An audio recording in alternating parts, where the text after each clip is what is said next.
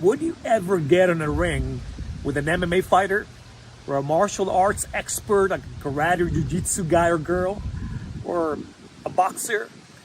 You know, Paul knew what he was talking about on verse 12 when he was referring to the armor of God, wearing the armor of God, the full armor of God. And then he says and reveals for us who the enemy is. And by the way, some people suggest that Paul may have borrowed from the Old Testament, the book of prophet Isaiah, chapter 59, verses 16 and 17, the whole imagery of a soldier's armor.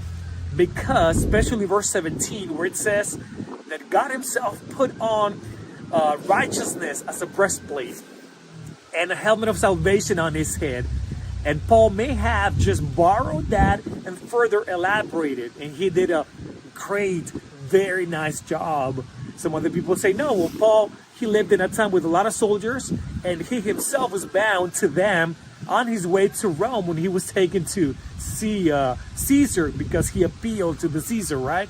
Either way, on verse 12, Ephesians 6:12, he reveals to us who the real enemy is. He says, for we do not struggle against flesh and blood, but against rulers, against powers, against world forces in this darkness, against spiritual forces of wickedness in the heavenly places. It may seem like some people are trying to make your life miserable or much more interesting, but the bottom line is, our enemy is not even one of the meanest, nastiest, and strongest MMA fighter or boxer or martial arts dude.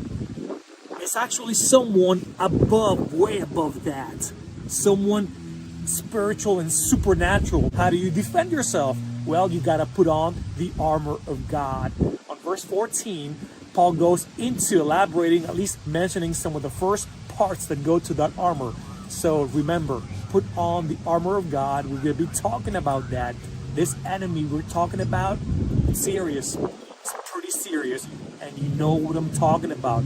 All you have to do to find out is turn on the TV and watch the news, and you'll see what the enemy is doing in everybody's lives.